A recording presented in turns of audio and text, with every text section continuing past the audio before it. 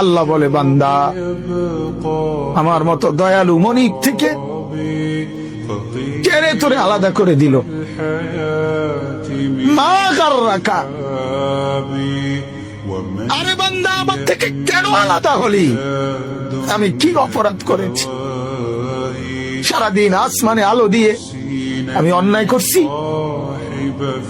আজ আবার রাতের বেলা ঘুমের পরিবেশের জন্য অন্ধকার করে দিয়ে আমি অপরাধ করছি।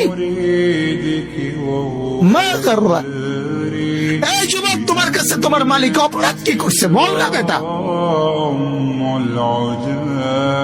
বল। কেন সিজদা করলি না ভাইয়া? আল্লাহ তোমার কাছে কি অন্যায়টা করছে? কি অন্যায় কি না দিছে মালিক? মা গাররাকা বিরাব্বিকাল কারীম, এটা আল্লাহর ডাক। আল্লাহ বলেন, বান্দা কে রে তোরে আমার থেকে আলাদা করলো?